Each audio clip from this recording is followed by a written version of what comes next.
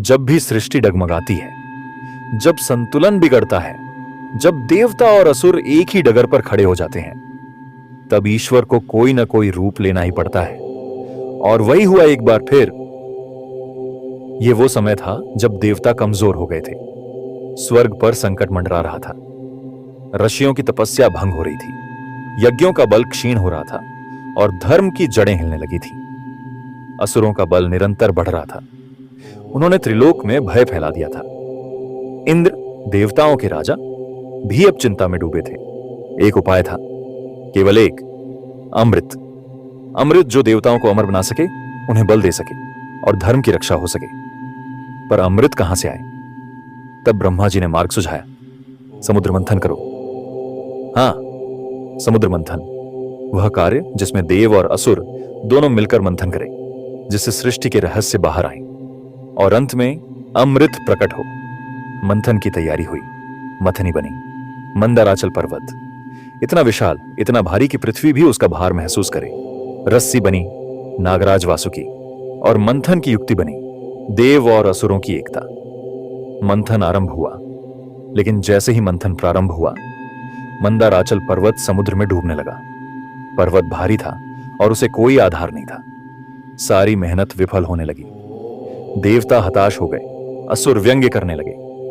और फिर जैसे मौन समुद्र की लहरों से कोई दिव्य शांति निकल पड़ी हो, वहीं प्रकट हुए भगवान विष्णु कूर्म अवतार में, एक विशालकाय कछुए के रूप में।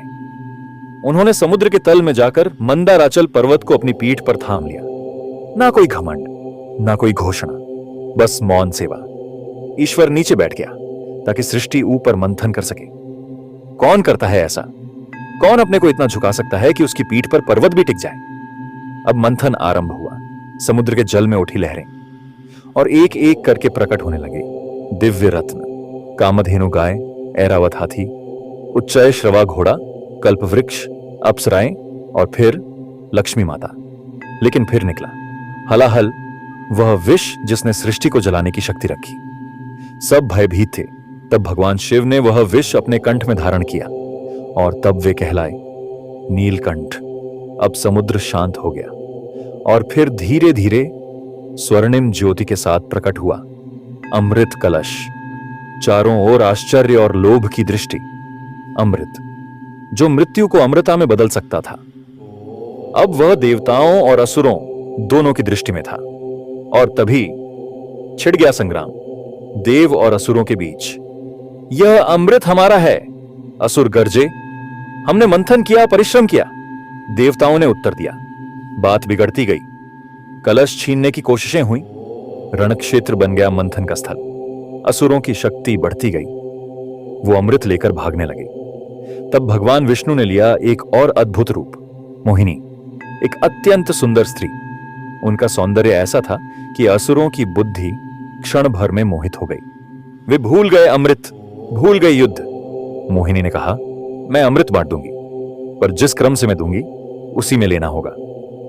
असुरों ने सहमति दे दी और मोहिनी ने देवताओं को चुपचाप अमृत पिला दिया। परंतु एक असुर, राहु, चुपचाप देवताओं के वेश में आ बैठा।